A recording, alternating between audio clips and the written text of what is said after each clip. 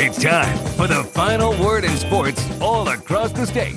You're listening to Sports Talk with your hosts, Phil Kornblut, Will Pelagic, and the Professor Tom Hayes.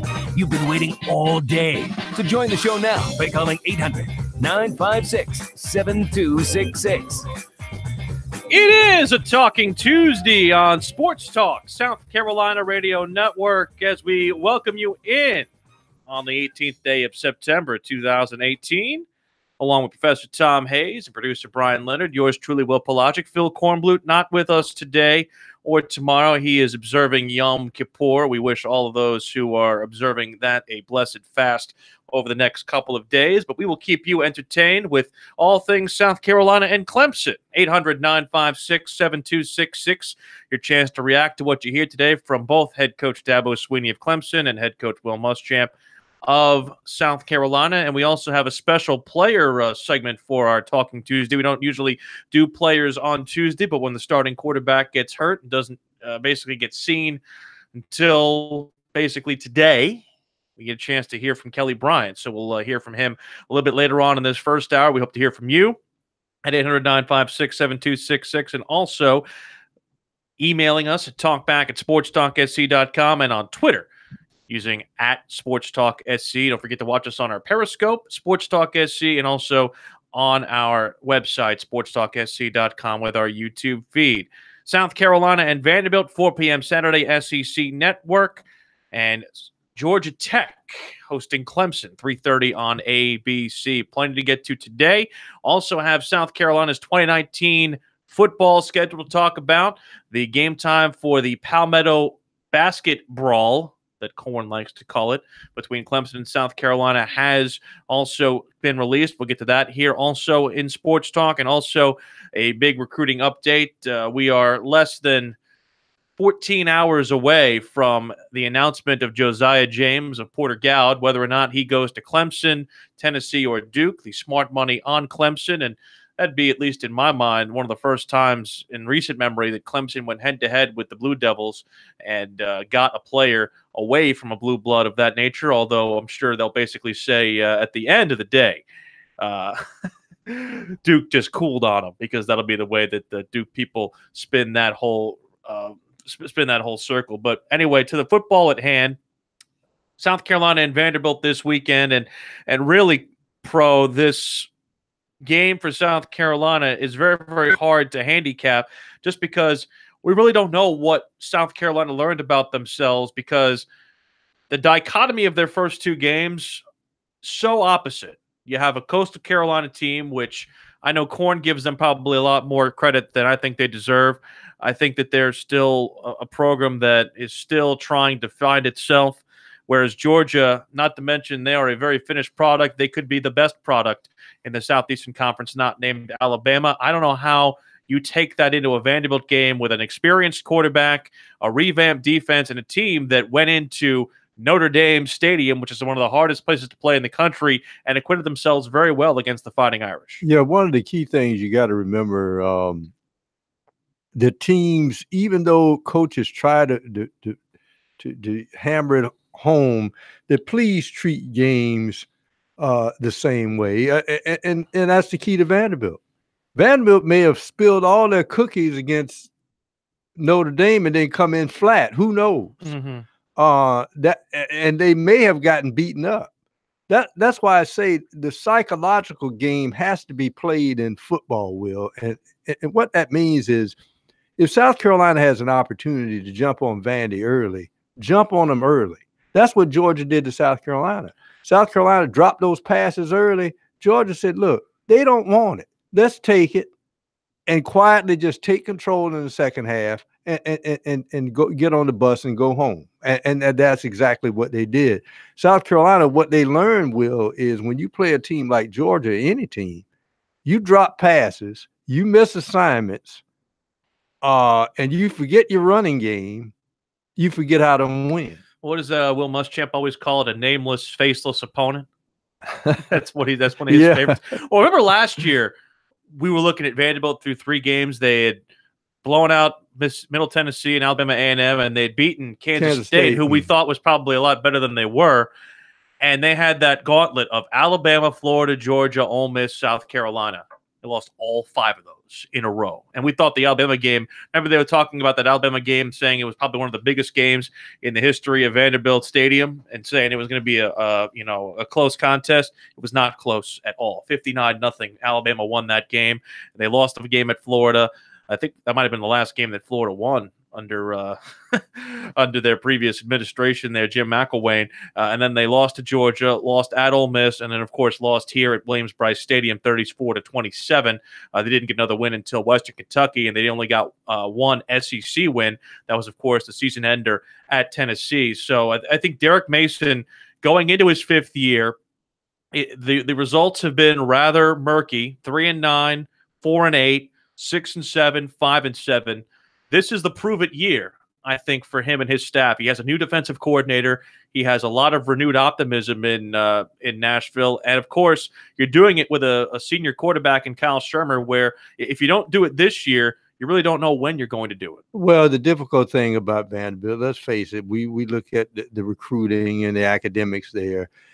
The key point to them is when they start to run a gauntlet, it's not so much that the talent level at the top is bad. It's the fact that once they start to get beat up and have to go to second and third string guys, then that's when they really become also-rans. And that's always the difficult part of it. I can remember, oh goodness, it's been 20-something years ago when Duke went through the ACC almost undefeated. But you also looked at that season, Will, and saw that Duke had an unusually a fortune of good health. Mm-hmm. Nobody was getting injured. I say, well, see, if a team can keep their top 22 starters for all 12 games, they got a chance. But that's when Vanderbilt, when you run that gauntlet in the SEC, that's an impossibility. I think it's the problem that South Carolina ran into with Georgia, and the thing that I've said about them all season, I think their top 22 is able to beat anybody in college football. I don't want to say anybody in college football, anybody on their schedule outside of maybe Clemson, but at the same time, when you have to go to their backups, that's where you run into trouble. So South Carolina and Vanderbilt, Clemson at Georgia Tech. Dabo Swinney with his weekly pumping up and pumping of sunshine and pumping and turning Georgia Tech into probably the greatest team that's ever played college football, at least if you ask him. It's the biggest game of the year up there. It's the biggest game of the year every year. We can't afford to be we can't afford to have anything happen. Zero. But, that's what Dabo has to say. That's how Dabo rolls. That's how Dabo gets his team motivated to play. Another option team, third option team in the first 4 weeks. We'll hear Dabo talk about the Georgia Tech offense and kind of how different it is. But, of course, looking at this Yellow Jacket team, they have not looked very good through the first 3 weeks. They're 1-2, losses to USF and Pittsburgh. Paul Johnson's got to be thinking here, year 11, very, very similarly, it's the end of the road for me if I don't get some dubs. Well, the key point to Clemson and Georgia Tech is since Brent Venables has been there, and Brent Venables, let's face it, his history in the old Big 8, and now we call it the Big 12, he had seen that Oklahoma option so much, he's figured it out. Oh, yeah. And here's the key to not only figuring it out, but Clemson's athletes love to use their speed. And what's the best way to use your speed? If the other team is trying to run east and west, and a lot of that option, is east and west, and Clemson's defensive players are just too quick. But the option never gets off the ground, because when those two big defensive tackles get penetration in the backfield, it's over. And that's what they've done to Georgia Tech. They've just neutered Georgia Tech's offense with those two tackles. Well, the weird thing, again, is that this has not been a series that has been kind to Clemson before Venables. Exactly. And that's the problem, I think, that you run into. Well, since Venables has been there, that's obviously they've rendered Georgia Tech basically unusable. 800-956-7266. We'll read some of your tweets. We'll get to South Carolina's 2019 league schedule, which involves Alabama for the first time since 2010, and we'll tell you where that is. A new ruling from the high school league, which shifts the schedule, which we'll get to later, and, of course, our predictions on where Josiah James will go. We'll hear from Muschamp and Sweetie beginning next, and also from you, 800-956-7266. Sports Talk on a Talking Tuesday here on South Carolina Radio Network.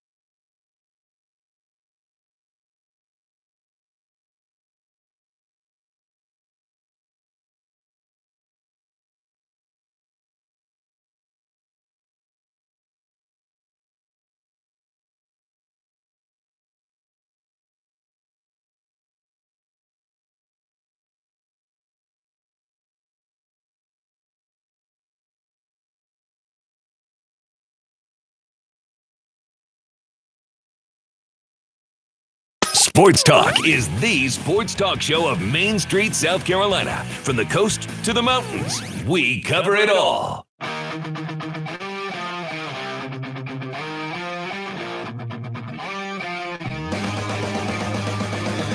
Sports Talk South Carolina Radio Network. A couple of big events coming your way. Thursday, we will continue our Palmetto Pigskin Preview Live Tour. We'll be at Newberry for our annual visit to see the Wolves in season. Part of their Palmetto Pigskin Preview Tour will be at Bar Figaro. Caddy corner there from the Newberry Opera House. Looking very much forward to seeing our friends in Newberry. We'll be there Thursday, broadcasting our show live in advance of their game against Carson Newman, the SAC opener for the Wolves. So we'll be very, very much looking forward to that. Again, Newberry winning last Thursday over Virginia Lynchburg in a game that had to be moved because of the impacts of Hurricane Florence. It was the first win for the Wolves to put them at 1-2. Next week, we will be at Clemson for our inaugural Pigskin Preview Live stop there. Of course, we have our brand new affiliate in Clemson, 105.5 The Roar, which broadcasts us on tape delay from 7 until 9. So if you miss us or tune into us late after 6 o'clock, you can catch the entire program there from 7 until 9, and also at 1055theroar.com. Very much appreciate those guys who are joining us here at WCCP. And we'll be first doing our first broadcast with them at Your Pie in downtown Clemson Thursday. We'll be doing it during our regular showtime, 6 until 8, so come by. We're hoping to get a couple of the out-of-season Clemson coaches by, possibly Brad Brownell, Monty Lee, working on those guys to possibly stop by, and also some other Clemson goodies as well. So be sure to join us there. It'll be our first visit up to Clemson for a live broadcast since we got our new affiliation up there. So looking forward to that. And, of course, if you're looking for any more of our Pigskin Preview stops that have already been scheduled, you can find them online, SportsTalkSC.com. And, of course, thanks to our title sponsor of the Palmetto Pigskin Preview Tour, Palmetto Pride, litter trashes everyone. 800-956-7266 at SportsTalkSC on Twitter is the Twitter handle to get in touch with us. We hope you enjoy the program today.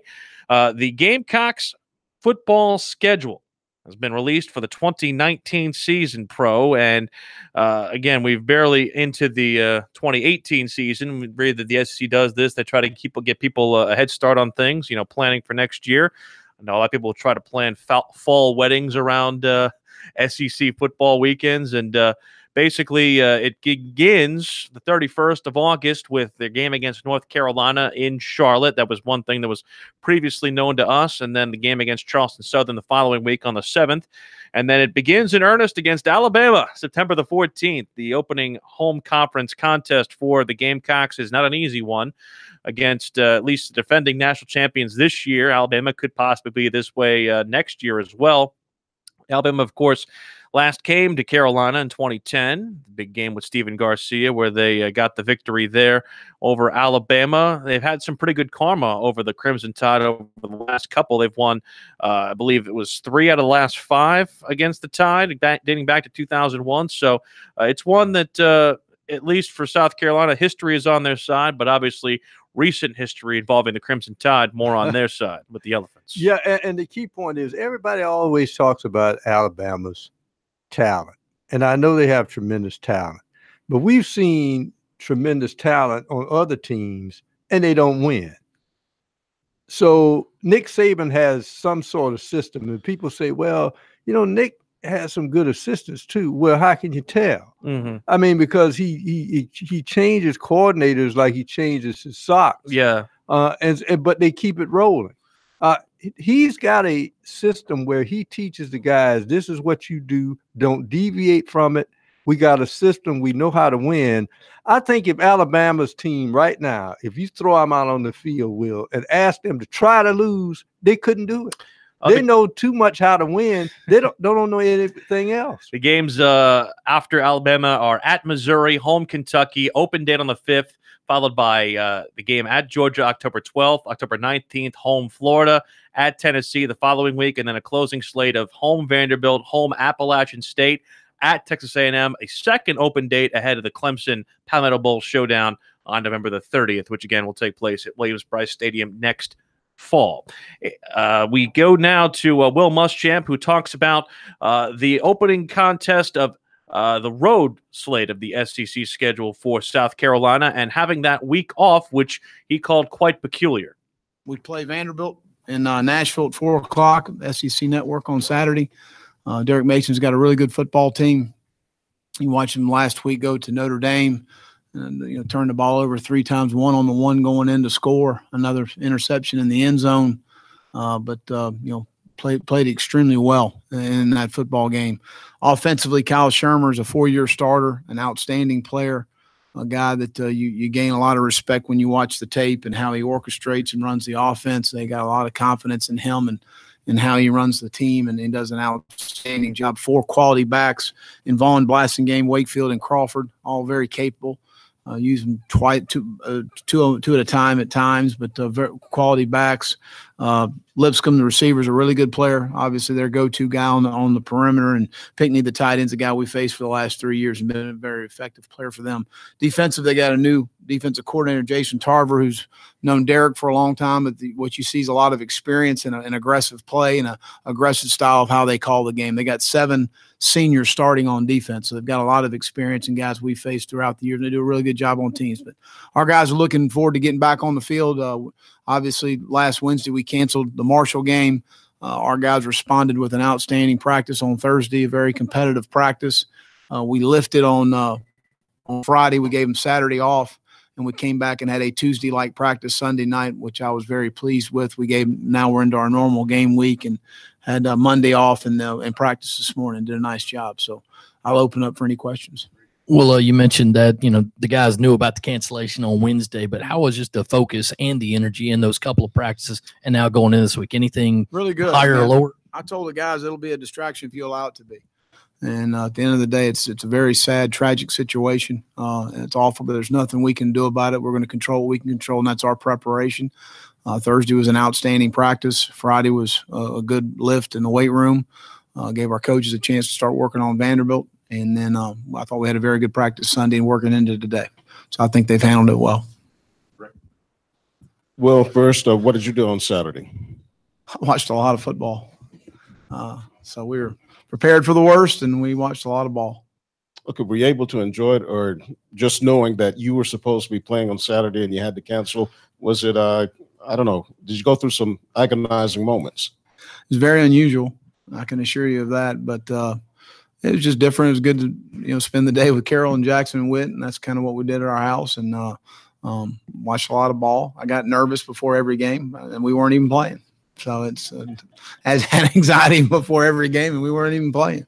So, but that's kind of normal. With the time off, I guess, how do you guys guard against maybe coming out flat? I know the guys are juiced up; they want to get out there. No different than an open week, and we'll approach it. We've done a lot of good work, and as much as we could as far as also getting prepared for a very good Vanderbilt team. So we've got a lot of fastball work, so I feel comfortable about that preparation. Those are the words of Will Muschamp. He also was wearing a shirt similar to the one that Ron Rivera was wearing from the Panthers. This was brought to you by the folks at Palmetto Shirt Company. It's called a One Carolina shirt, and it's basically worn in conjunction with Habitat for Humanity. Proceeds for that T-shirt go to help those who are in disaster relief needed areas of both South Carolina and North Carolina. We have information on how you can purchase that and a picture of the shirt on our website, SportsTalkSC.com. And just also from kind of going through our channels, we had some consternation about whether or not a game was going to be played on the bye week or near the end of the season. I would at least bet more on it going at the end of the season and possibly with Marshall. And because of the fact that you have to wait until both of those teams are mathematically eliminated from their respective conference championships. But I would say the most likely scenario, at least from talking to a couple of different people, is that without being able to confirm, on the record about that, is that there's probably going to be something involving Marshall during that December the 1st week. And, of course, that's been made at least easier now with the moving of the South Carolina High School League state championships to the next week, which will be on December 7th and 8th. So it's looking like that day is going to be open for Williams-Brice Stadium. It'll be interesting because around here, nobody plays football with the big boys after Clemson and South Carolina plays. It's unusual to have a game after that rivalry. Yeah, it game. should be interesting to see what the crowd would be, and if they can't get Marshall, whether they would try to get another opponent or who they might try to get if that takes place.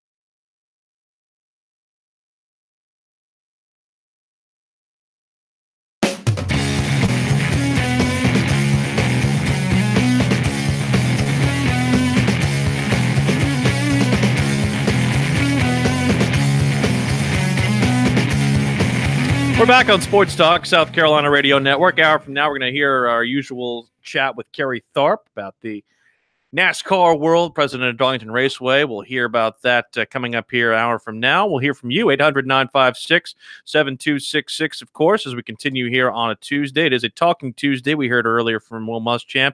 In mere moments, we'll hear from Dabo Swinney on his game against Georgia Tech, which, again, we said earlier, biggest game of the year. You know, you gotta hype everybody up for Georgia Tech. Again, I understand he has to do what he has to do to motivate his team, motivate his players, and really so much about this is a stump speech for national folks too. But I think after a while, does the act kind of get tired in my mind? I mean, it's like I can't sit here and take him seriously when he is sitting here and espousing over the great values of a team that lost to USF and Pitt.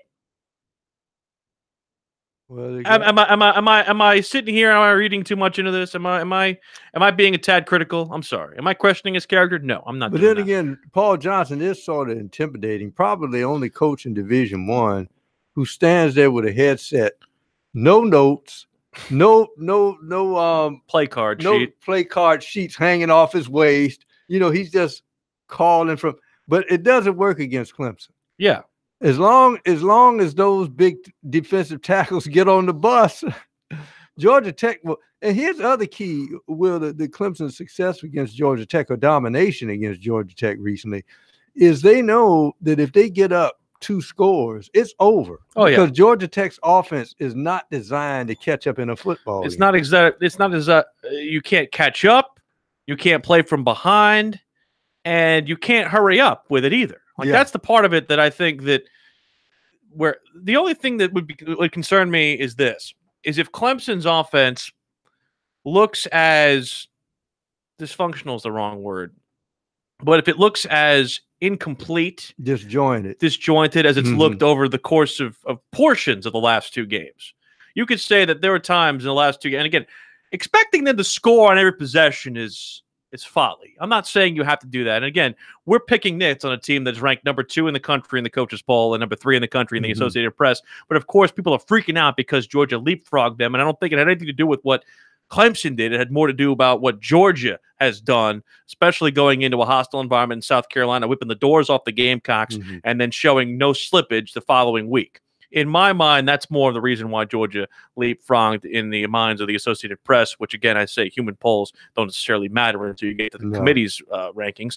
But here, I think the one concern for Clemson is that this messing around with the quarterback has really messed with the rhythm of both of these guys. Neither guy can really get in a rhythm, and I think it's caused each of them at times to press because they know that if they have one bad snap, one bad move, they're yanked. Well, the other key is the offensive line. So you have to have a tremendous offensive line that can block on the fly. And let's face it, with that spread, it's sort of difficult with the gap situation in Clemson's offense to really get a design on when you put in one quarterback, and people will say, no, we're going to run the same offense. No. The quarterbacks are diametrically opposed to each other. So the offense is going to look a little bit different. So to me, if I'm an offensive lineman, it's kind of difficult for me to shift gears when one guy goes under center and the other one does, and knowing where to block and where. Well, Trevor, the way it looks with Trevor's in there, it looks more traditional. It looks more, again, you don't have the RPO threat of him being able to run like you get with Kelly, but I think you get a better thrower. And I think, too, you started to see him get more comfortable in the second half against Georgia Southern. Granted, it's Georgia Southern. I think that's the thing, is that I don't know when they're going to get that test that really gives us a fair look at who is better. And maybe we'll never get that. Maybe we'll never get that, at least until we get to the college football playoff. Well, it's a different offense. And as I said it, people thought it was blasphemous, but I mean this, is when Kelly Bryant is in the football game and you look at his size, he gives you what Auburn had with Cam Newton. Yes. Once he comes out of there, it's bowling ball. It's one of those things where, defensive backs make a business decision.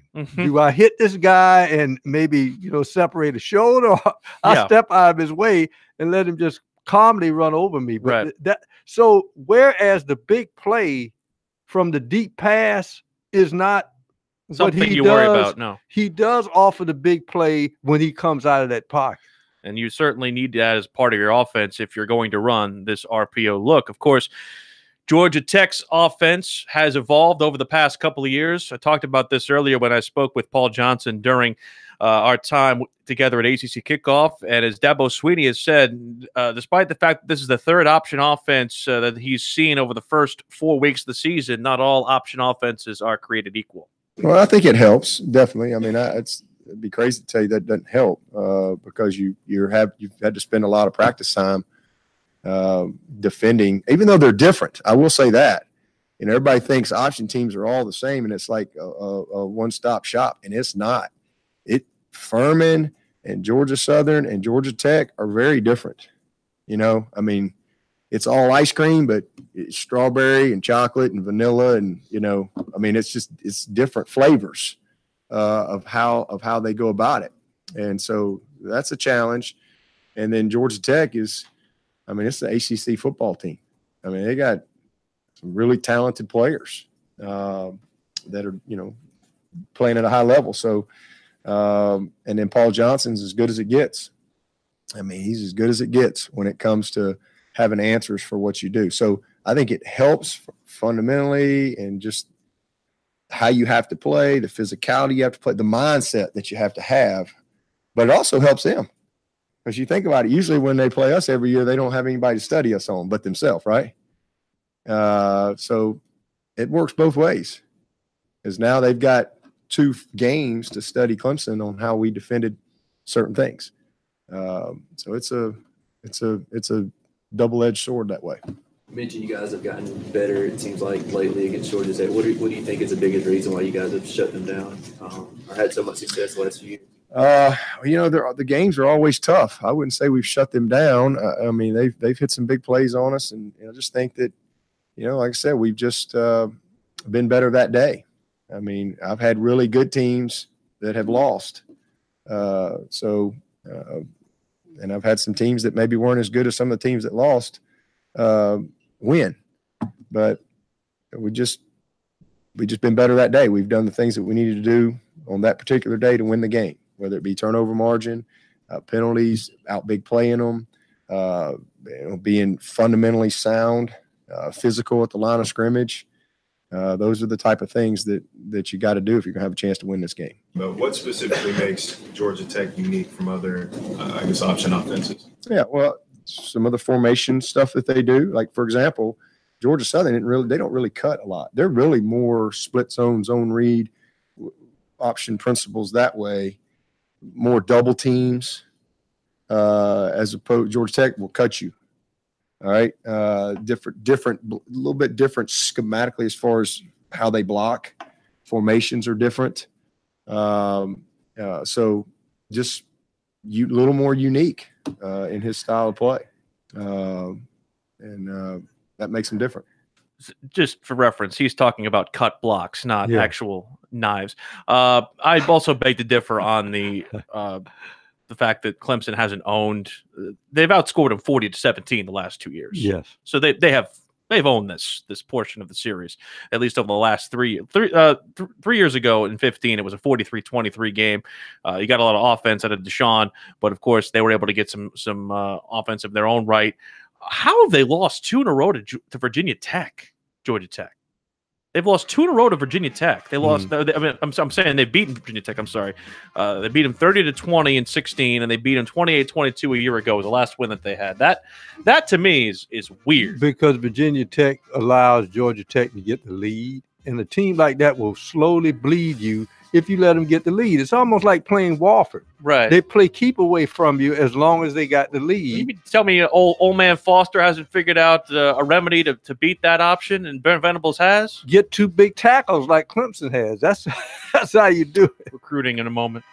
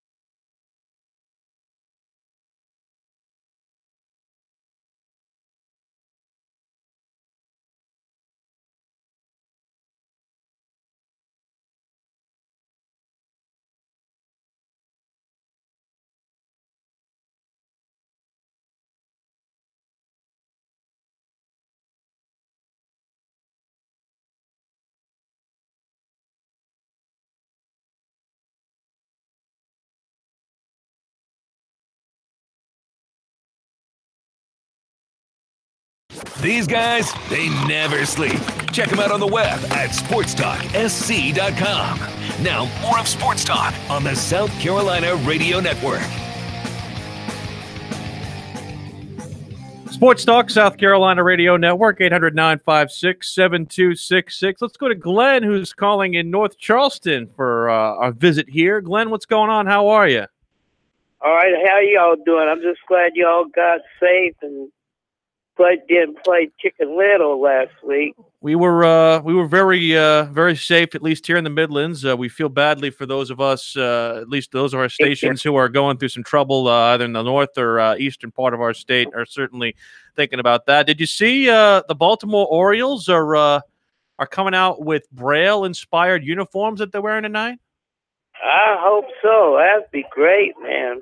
They're wearing them tonight because I think there was some sort of organization involving the blind that is moving its headquarters to Baltimore, and they're using these uniforms to celebrate that move. I bet it's my deal because the National Federation of the Blind is based over there. Yeah, they're just putting that in there. So I figured that'd be something that's up your alley.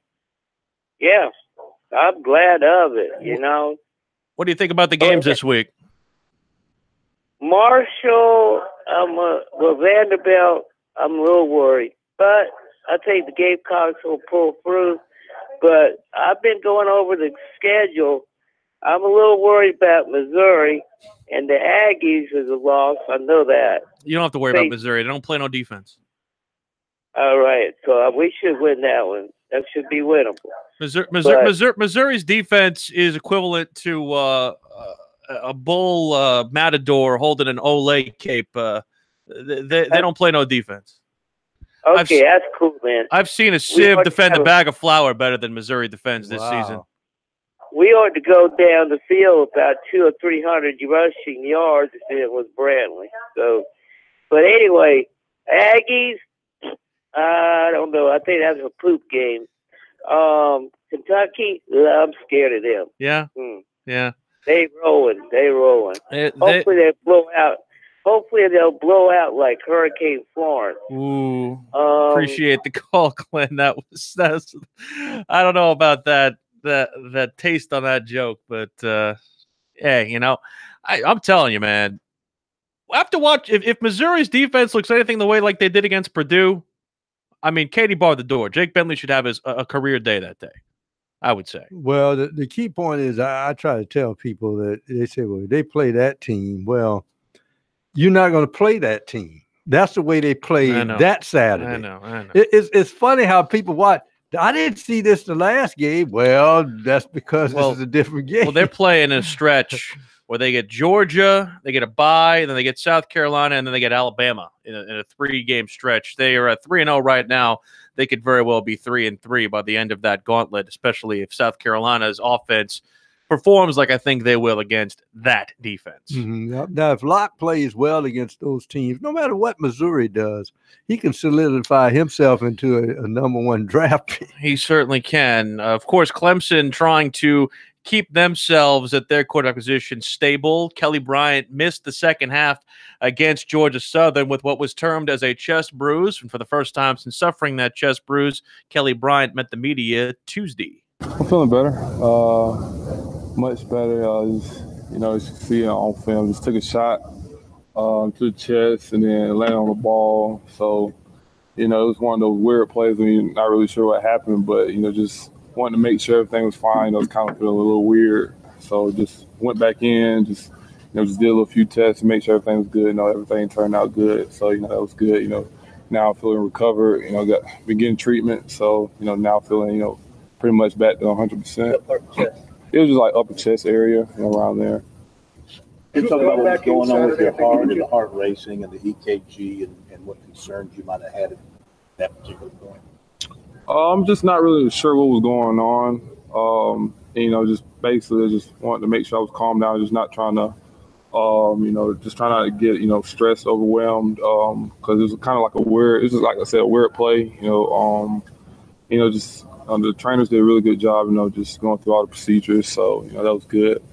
Could you have gone back in? Do you feel if they needed you, or was it a scary enough unknown type of thing to where you would not have gone back in? I feel like just planning out. I feel like I could have, but at the same time, we just didn't want to risk anything else happening. Like I said, it was just one of those weird plays. Just not really sure. So that's why we did all the tests. Just making sure everything was good. Fell on the ball? Yes, I fell on the ball, and also I took a shot to the chest as well. Have you ever experienced anything like that before? I haven't. No, I haven't. So, it was kind of weird. But, like I said, I'm feeling good. I'm feeling fine. And I feel like I'm pretty much, back to 100% right now. Have you heard anything about your status for Saturday? Mm-mm. Have you heard anything about your status for Saturday? Is there any questions from Dr. Coaches about playing time? Oh, I'm full go. I'm ready to play today. Are you wearing green today? Nah, I'm like I said, I'm full go. I practiced yesterday. There wasn't any limitations. So, like I said, I feel like I'm 100%. So everything's good to go with KB. It looks like he will start on Saturday at Georgia Tech. To recruiting, defensive lineman Jaquez Searles of Winter Park, Florida, who was a Florida commit for 2 years before decommitting on New Year's Eve, has been highly in contact with USC. He's basically made his season his priority. He hasn't necessarily looked at recruiting, but he says he still hears from Will Muschamp and Travaris Robinson. He says he would say it's looking pretty good with USC. Visited the Gamecocks in June and July. Also was in for the Georgia game earlier this month. He says he knows them well and vice versa, so not really much needed to be said by Muschamp and Robinson to draw his attention. They just want to kind of see where his head is. He's looking to try and possibly make an official visit here pretty soon. He also hears a lot from Florida State, Oregon, and Michigan State. We'll see whether or not he gets an official from the Gamecocks. He doesn't have any other unofficial visits planned at this point. USC offered 2020 defensive end B.J. Ojulari of Marietta, Georgia, a nationally known recruit who has offers from most Power 5 programs, including Clemson.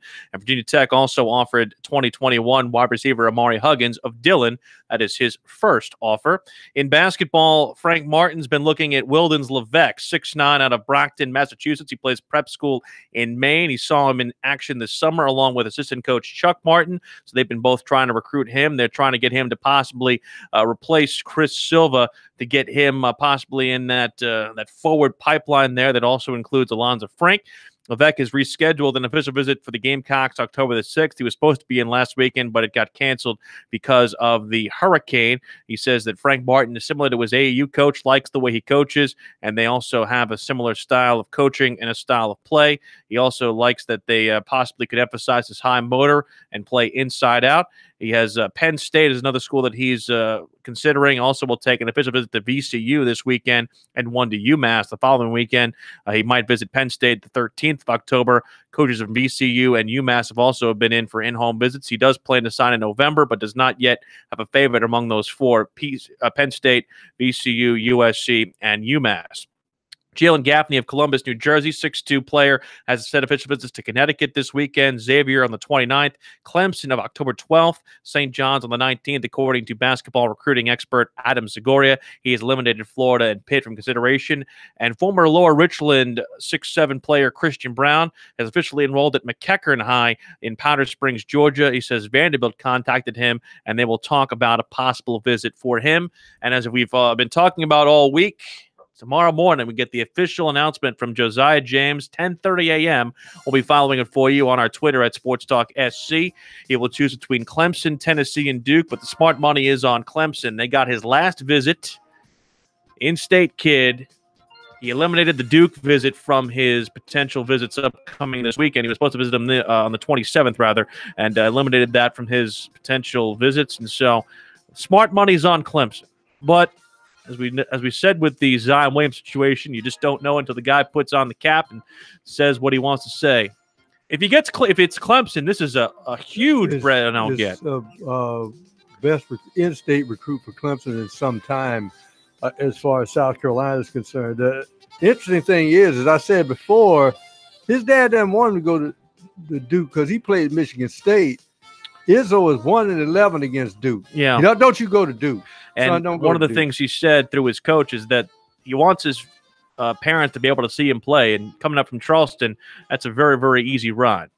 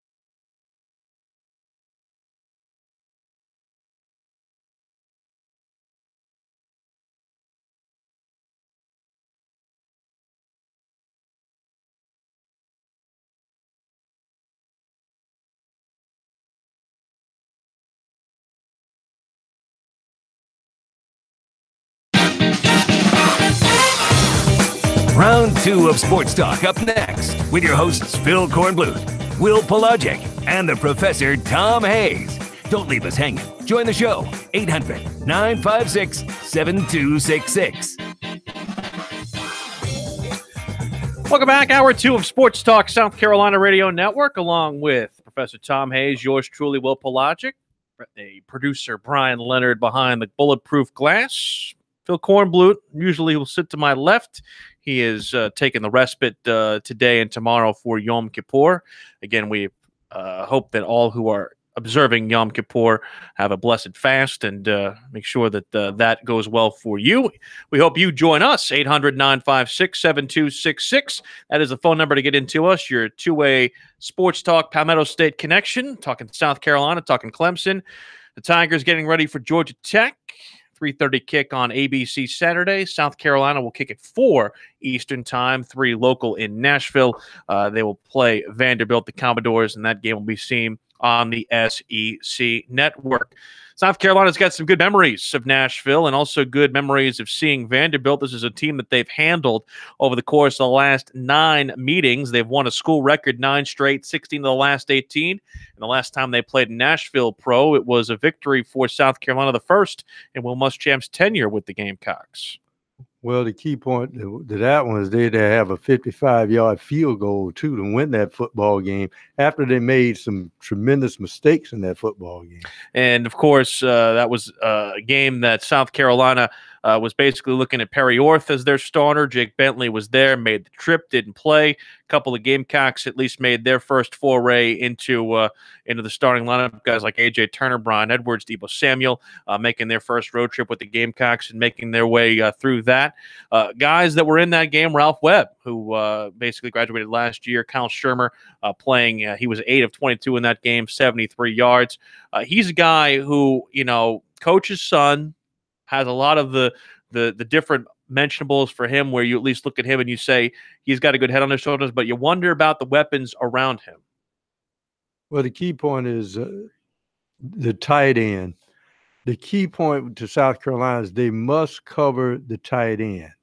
Unlike a lot of teams where the running back is the guy that's your safety valve, a lot of times he uses the tight end as his safety valve and as a tremendous weapon.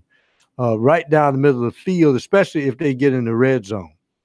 And that's the key. I think what happened to him against Notre Dame is he got tunnel vision and tried to get to the tight end. That's when he threw the interception.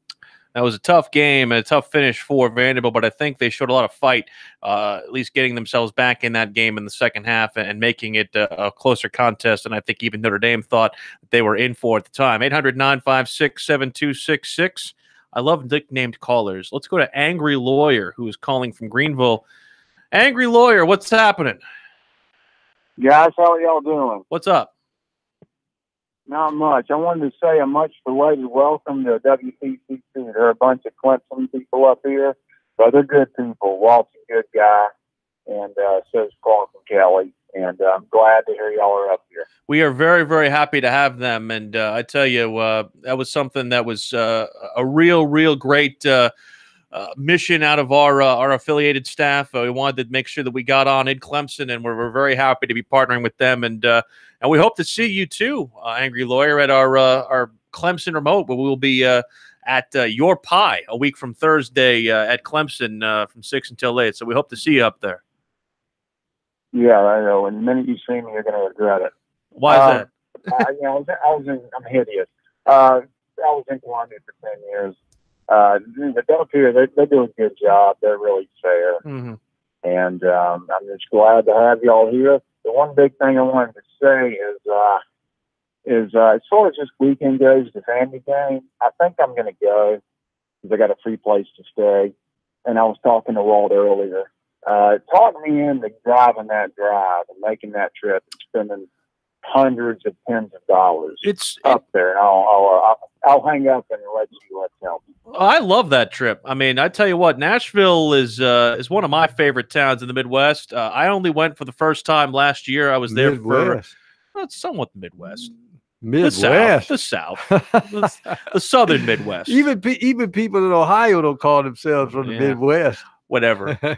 I love Nashville. It's one of my favorite towns that I've been to. I went there for the first time last year for the SEC basketball media days. There's a lot of it that I still haven't even visited yet. Vanderbilt campus is not necessarily well located, at least in order to get you with downtown. It's kind of in a different part of town, so that's the only real drawback of it. If I was going to go, if I was a fan, make a weekend out of it. Go Friday early, get your downtown stuff, Nashville done. Get your hot chicken and all that stuff.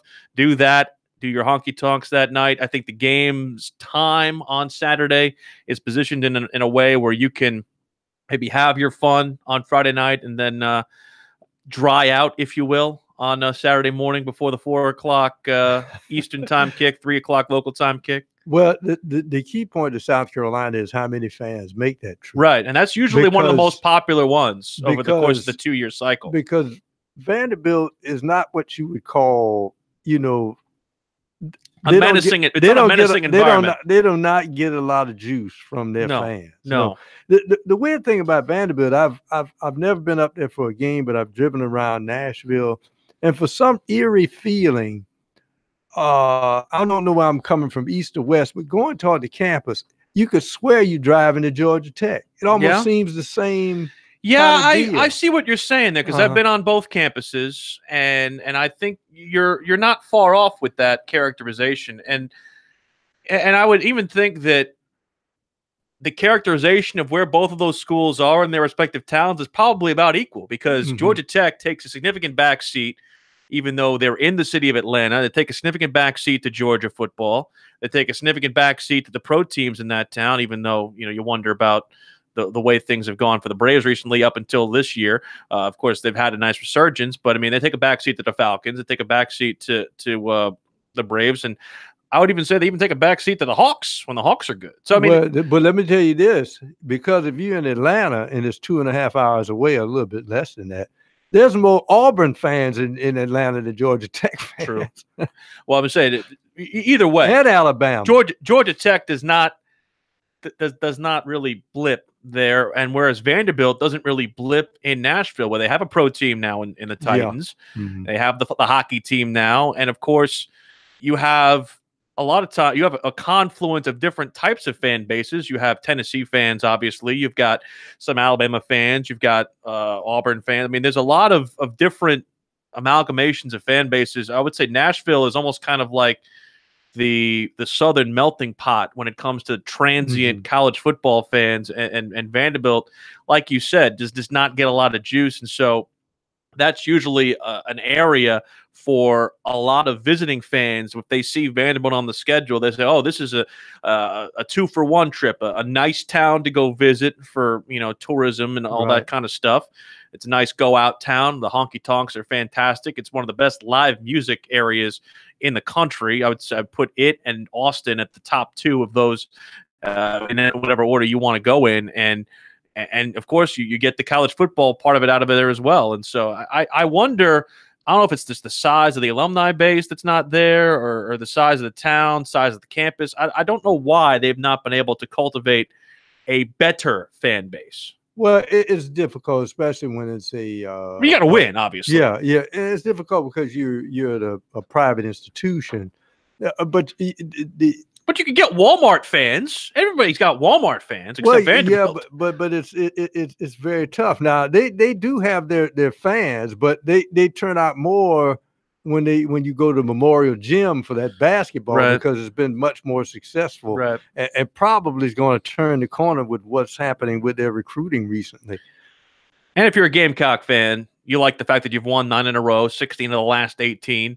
It's probably going to be a victory, at least in your mind, if South Carolina returns to form and returns to the kind of form offensively like they had in Coastal Carolina.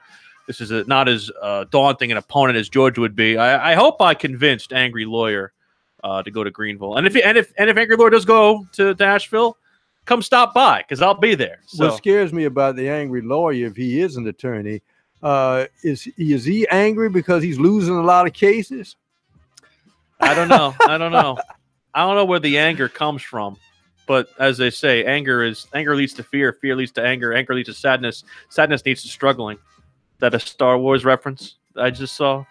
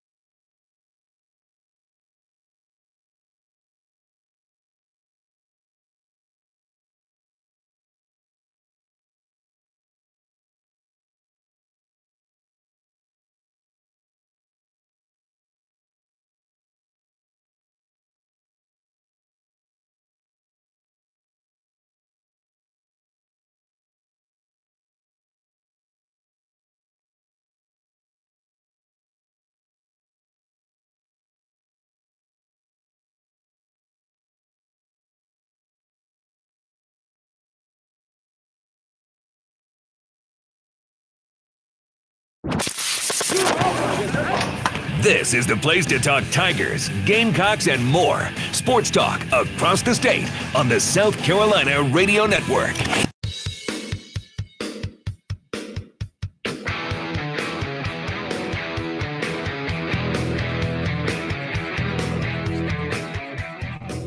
Sports Talk, South Carolina Radio Network. I'm looking at you weird, producer Brian Leonard, because this sounds new, but I like it. I don't know what it is. It's a nice new bed.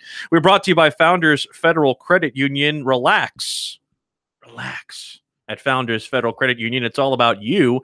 When it comes to your financial needs, Founders always thinks member and takes great pride in offering its members the most innovative products and services. Go to relaxjoinfounders.com to see if you qualify for a membership. More from Dabo Swinney, more from Will Muschamp still to come this hour. And also we'll hear from Kerry Tharp on the NASCAR situation from Darlington Raceway coming up in our next segment, 800-956-7266. Still time for you to get in, like Alex in Myrtle Beach, who calls us next. Alex, hope everything is going all right for you over there all on the coast. It is. Well, actually, I'm kind of in Myrtle Beach on the other side of the Intercoastal Waterway, west in the country. Everything's great, but but with this hurricane, we don't know what's going to happen with the flooding. Right. So that's what we're kind of waiting on. But it's probably going to be okay. But the reason I want to talk about the Clemson situation for quarterbacks, and I know you hate the two quarterback system, and this time of the season though, there still hasn't been an announcement of one, who is the front, who's the front runner, who's going to actually take the reins.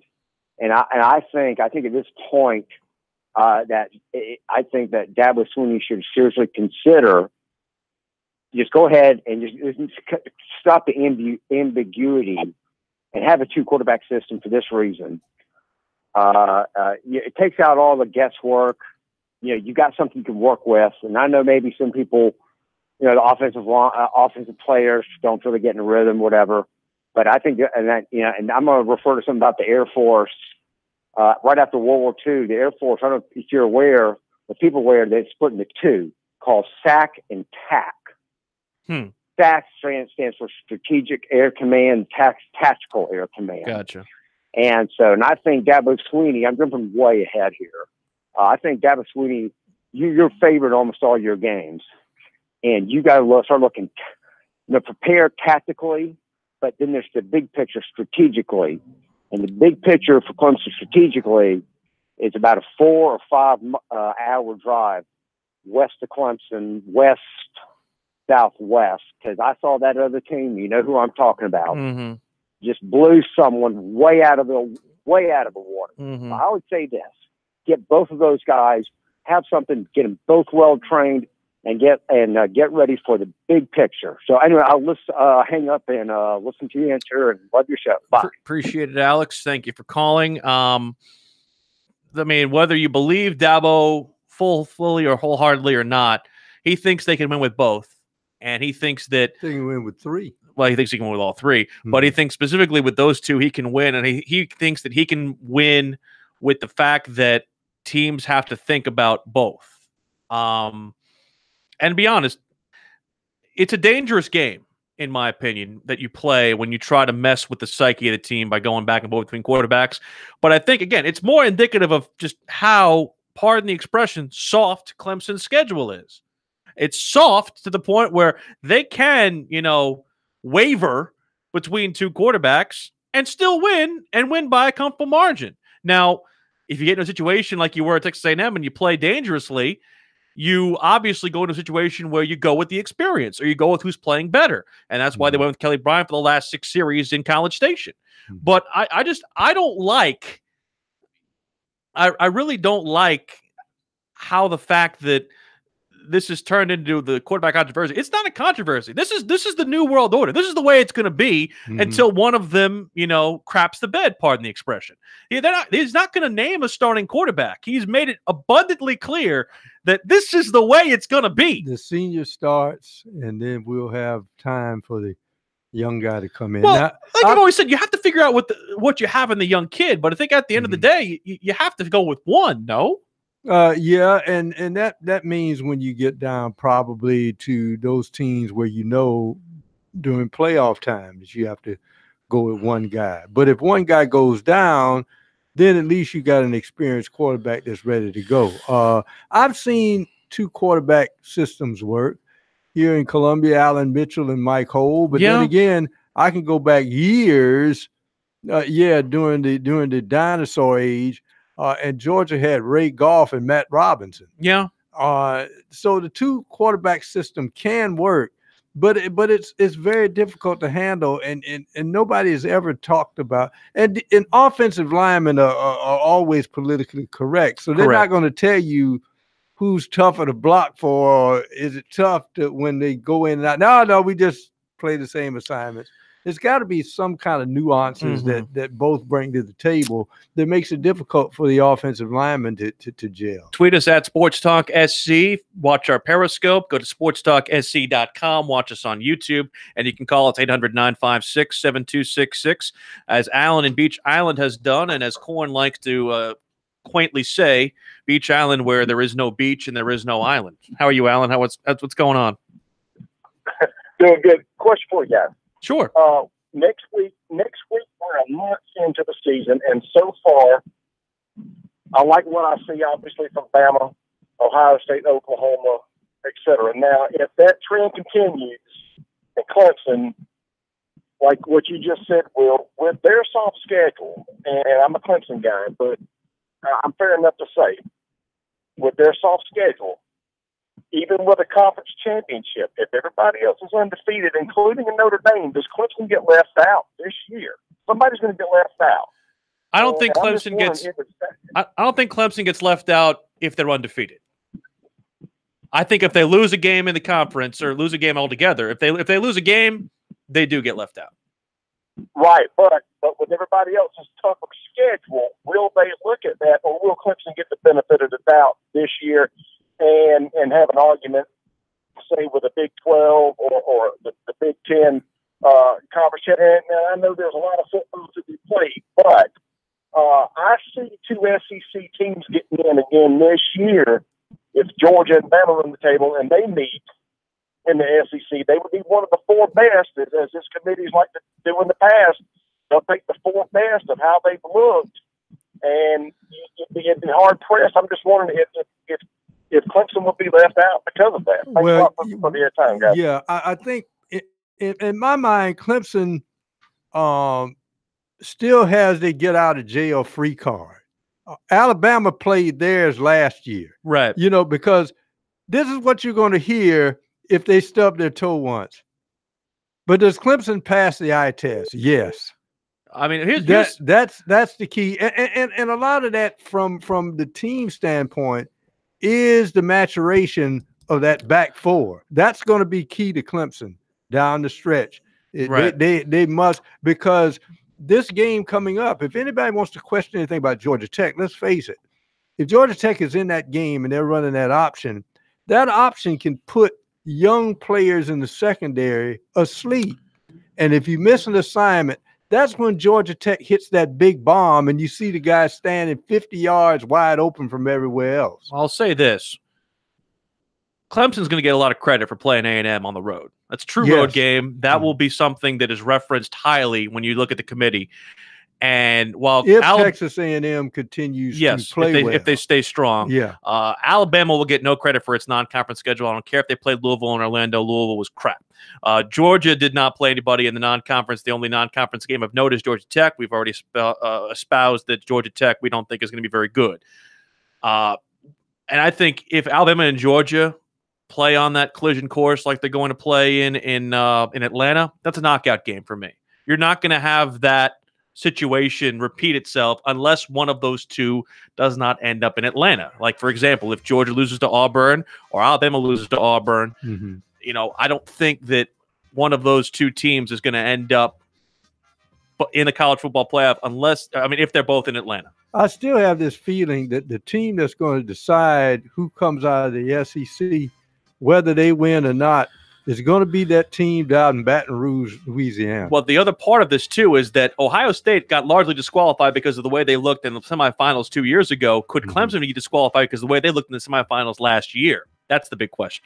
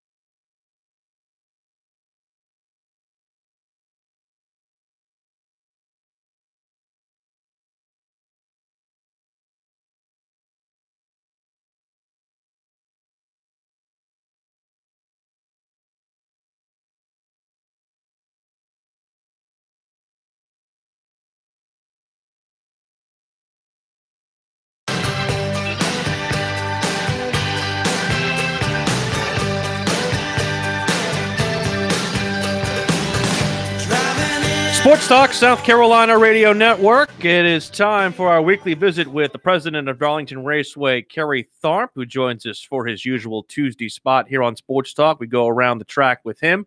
First off, KT, we ask you how everything came through with the storm we had this past weekend over at the racetrack.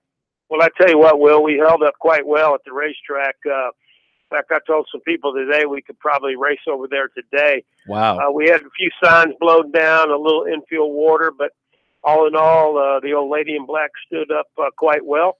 And, you know, it was certainly a significant storm, a storm that lasted several days and brought a lot of water to the area and continues to, you know, have a lot of concerns over in our area because of some potential flooding.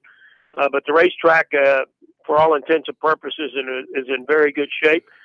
We staged about 400 to 500 power trucks and utility trucks from Duke Energy and other utility companies over the past few days as they were dispersed across the region to try to take care of power outages. We've also are staging some ambulances from the various EMS agencies from across the state if they need to be unleashed to help people out. So, you know, we've done all we could to try to help out those in need, but, you know, a lot of people have had it a lot worse than we have, and certainly we want to try to help as much as we can. Of course, Kerry, I know that we've seen this with Carolina Panthers, or USC has put out an initiative with Habitat for Humanity. Is there anything that you are at least doing towards fans of NASCAR, fans of Darlington, and as far as an initiative for fans to possibly get in and help with donations or things of that nature? Yeah, we're likely to partner up with the Red Cross probably sometime tomorrow to try to, you know, help out as far as, you know, what we can do. We've got some meetings in the morning to try to finalize some of those plans. But you know, what we're trying to do the best of our ability, Will, is just be an area that people can come and disperse their supplies and various things that they do to try to help people across the region.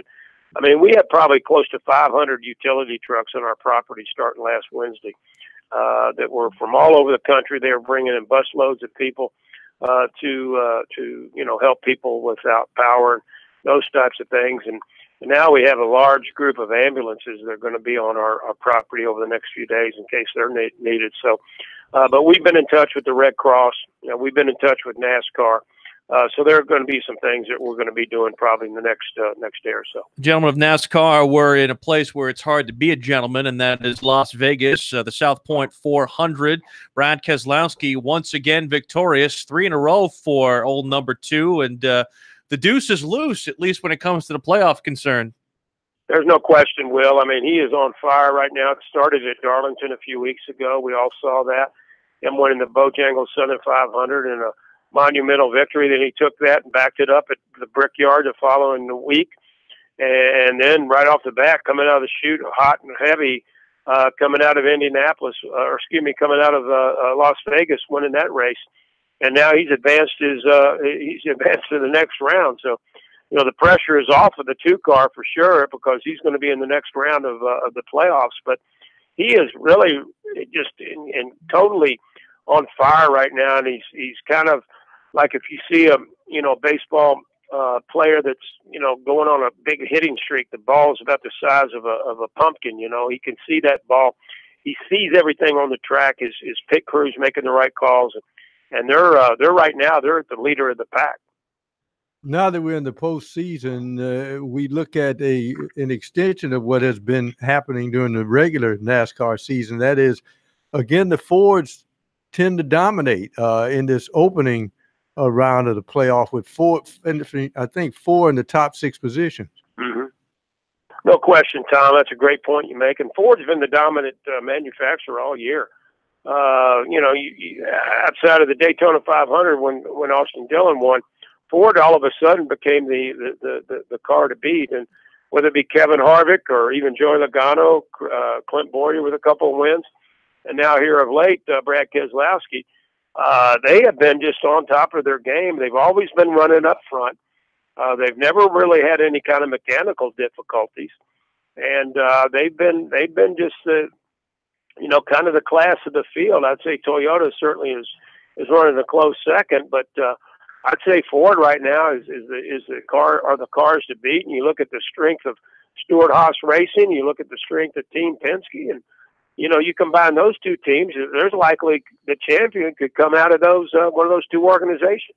Yeah, 5 of the top 7 are Fords in the playoff rankings. The only other 2 in there are Toyotas, Pro. And, Right. and obviously looking at that, those 2 Toyotas are Truex and Busch, Busch being Kyle Busch. Is there any science? I mean, I know that you aren't somebody who necessarily goes underneath the hood, but what at least can you surmise as to this recent dominance with the Fords?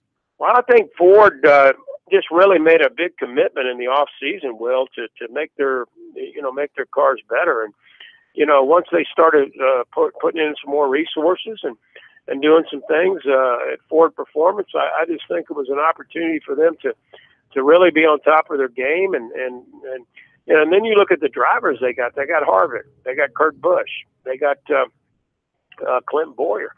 They got over at Penske, you got Keselowski and Logano and Ryan Blaney. I mean, they got some of the best drivers going, and they also have some of the best horsepower going with those Roush Yates engines. And so I just think it was a commitment and a rededication that they made, probably starting this time last year, that they were going to be better in 2018, and they've so far proven it to be true. As far as strategy is concerned in the playoff, KT, and I'm trying to get my head wrapped around this because I have not noticed any evidence from my eyes looking at it on television. But we all know during the regular season, my teammate is about to win. Here's a guy coming up. I may, just drift, a little bit in this path to make sure that my guy wins on my team. Does it still stay that way in the playoff, or is it more of an every man for himself attitude as far as racing strategy is concerned?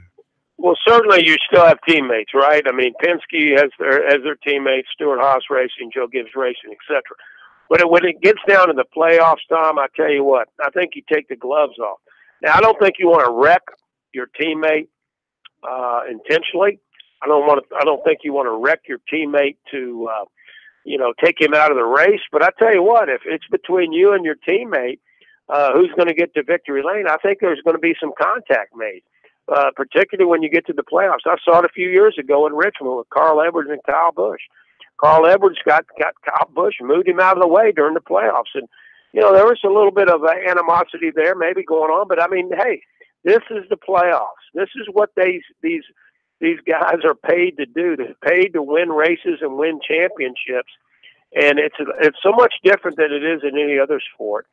It's nothing like basketball or baseball or football, because then it's you're on one team and the team's trying to achieve. While you might be on a team here, there's the individuals who are trying to achieve the championship. So you make a great point. I think when you get to the playoffs, certainly teammates want to stick together best they can. But when it gets down to the nitty gritty and who's going to win, I don't think that is much of a factor at all. Well, the one thing you mentioned about Brad Keselowski, you think the track might look wide when it comes to the way things have been going for him the last 3 weeks. It's not going to look awful wide with that 3/4 of a mile that they're going to this week at Richmond. No, it's not, and that's a tough track up there, Will. It's very confined, so much different than what he saw at certainly at Indianapolis and Las Vegas. So it'll be interesting to see how he performs up there. Kyle Busch has been very, very strong up here. Denny Hamlin is a guy that needs desperately to have a good run this weekend if he's going to advance, and that's his home track up there. So I think we're going to see a little bit of difference up there this weekend. I think it'd be very hard for Keselowski to make it 4 in a row. So I look for maybe one of these Toyotas to get to victory lane this weekend. Were you responsible for getting your colleague Steve Fink on Twitter, because he's there now on Twitter? I saw that, and I even liked one of his tweets. I was like, "Come on, man!" I was glad to see that, because I think that's a great way to relate. I mean, sometimes you just tweet until you think of something to tweet, right? Right. Appreciate it, KT. Thanks for the time.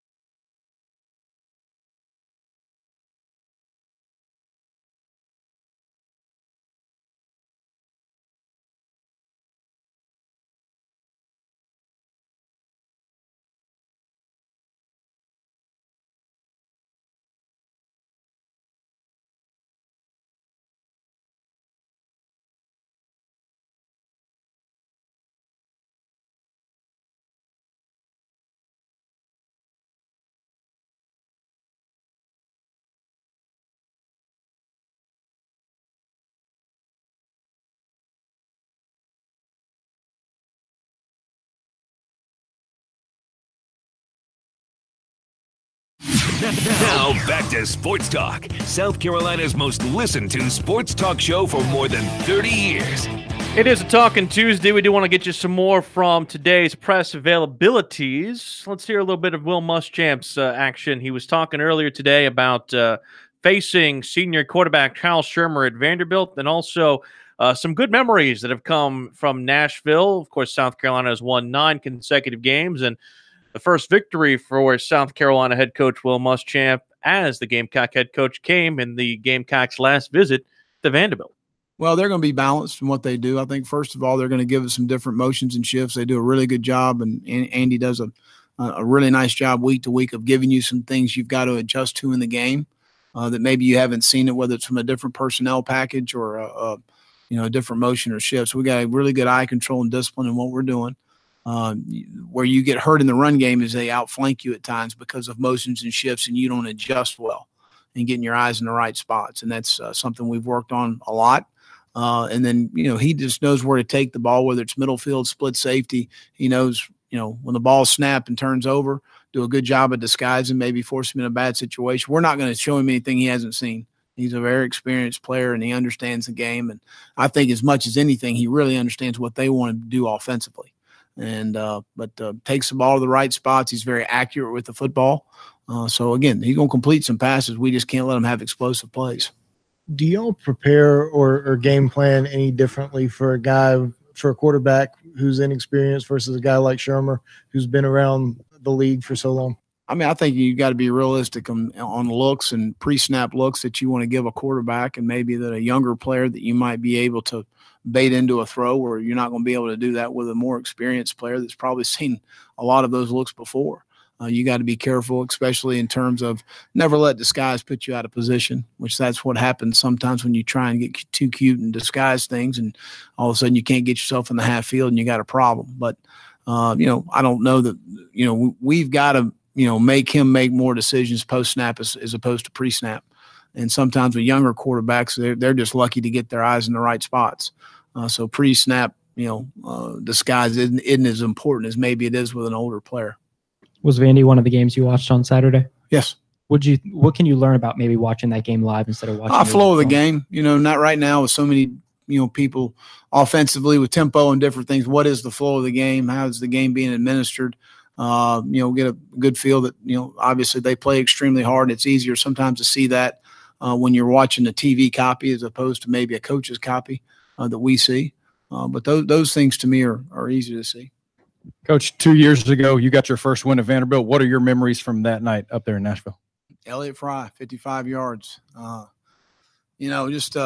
Guys battled in the game. Didn't start out very good with a kickoff return that we've reminded A.J. Turner about several times. Debo dropped a punt, and we reminded him a couple times. So we continued to battle in the game, hit Debo on the speed sweep to score, and then hit a couple field goals with Elliott there, and then the 55-yarder there at the end. It was a huge kick, and had all the confidence in the world he was going to make it. 27 all-time meetings. South Carolina's won 23 of them, 16 of the last 18. And the last loss coming in 2008. There was actually back-to-back victories for Vandy, and all 4 of their victories of the series. They won in 98 and 99, home and road, and they also did the same thing 2007 and 2008. But again, Carolina has won the last 9. This is, I would say, a bellwether game for South Carolina. This will tell the tale. I don't want to say we'll tell the tale of the next couple of weeks, but we'll really know a lot more about the Gamecocks after this one, especially if they perform well. If they don't perform well, then I would say disaster is on the horizon. 2 weeks on the road, that will show you something of this team. Vanderbilt, you got to run the football for 2 reasons. It just sets up play action, and also it keeps Shermer off the field. Right. This guy is dangerous. He's a tactician. He will carve you up if you give him time. And so they have to have a pass rush on him. The other key thing I remember about that Vanderbilt game is that they seriously had Jake Bentley set for what people thought would be a redshirt year, because they had the quarterback that they thought that was going to be the starter in the future was Brandon McElwain. Right. McElwain got in the game, did some good things, and then when they got in the red zone, I think he fumbled when he rushed out of the and then that's when they went back to Orth.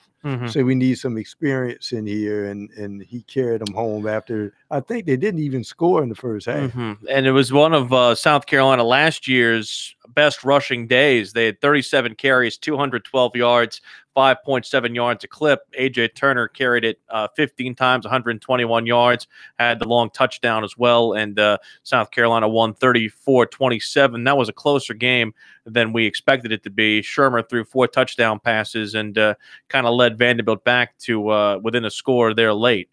There's the other thing I have a deference with. People will talk about the running back situation, and they talk about A.J. Turner. Well, he's not that big. Have you noticed the Heisman Trophy candidate at Stanford? He ain't that big either. No, he's fast though. The one key point about A.J. Turner, though, he's fearless in the hole. Right. In fact, I would dare tell you that he hits the hole quicker than the other two backs. Now that may have means something because of the other two backs' size. Right. But I think what I'm getting down to as he is long-winded is that he needs more touches. They need to get him in the football game. I'm sorry, but A.J. Turner needs to be in the football. Well, I think the guy who needs to have a big game in the running back room is Rico Dowdle. I mean, the game catching the football. The game that he had against Georgia is not indicative of his true skills. No. The drops certainly were not something that's part of his character and part of what he brings to the table. And I think that really handicapped South Carolina because you couldn't trust him with the football in that game. And you felt the need to have to go more to Tyson and AJ in that football game. And I think they need to get back to where they trust Rico to handle the football. We'll give you more of Dabo Swinney tomorrow. We'll get his latest update on Wednesday evening, and also some more from what we heard from both Muschamp and Swinney today. I'll also get some players in tomorrow as well. Again, we heard from Kelly Bryant earlier. We'll get some Jake Bentley for you. Javon Kinlaw, by the way, put on a singing expedition today. He was a lot of people were trying to ask about the country music line of questioning, and he basically went into the one country song that he knew, and we might play a little bit for that for you on tomorrow, if we can stand it. Again, overlooking tomorrow, we will get a chance to talk to Mark Kingston, South Carolina baseball coach, about their fall scrimmages, which are underway. They were pushed back because of the hurricane last weekend. Clemson already has their fall practice underway as well. Hoping to try and talk to Monty Lee when we're up at our Clemson remote. And, of course, the big news that we'll get tomorrow morning at 10:30 at Porter Gaud High School in the Low Country is the college destination of Josiah James. Many believe the smart money on Clemson tomorrow. It would be, again, I don't have as much of a history as the two of you between Corn and UPro as you all do, but this would be a massive statement by Brad Brownell to get an in-state player of this caliber. And I'm not saying that it would be bigger than getting Zion Williamson, because people are saying, even if Stephon Marbury, you take his words with a grain of salt, he thinks that Zion Williamson is better than LeBron. But to get a guy in James who you're probably going to get some mileage out of, I would say, just because I think he needs some time to develop at the next level. But to get a kid of that caliber to come to Clemson, spurn Michigan State and Duke, would be an amazing statement if they get that tomorrow. That is key. And other key is this. As good as Zion Williamson may become at Duke, it's something to be said to get a dynamite guard, because I don't care if you look at 200 college basketball games, when you get to the NCAAs, it doesn't take a PhD to figure out it's a guard's game. And this guy is a big guard. He's a point guard, which means he creates passing lanes that shorter point guards can't. He can rebound his position, being at 6'6". This would be a tremendous get for Clemson. We will check it out for you tomorrow. Again, the announcement, 10:30 a.m. We'll be following it for you on Twitter at SportsTalkSC.com and give you the announcement when it comes by. So hopefully we get you that as expeditiously as we can. We're back tomorrow, 6 o'clock. Hope you enjoyed it today on Sports Talk, South Carolina Radio Network, as we continue to count you down towards Georgia Tech and Vanderbilt for both South Carolina and Clemson.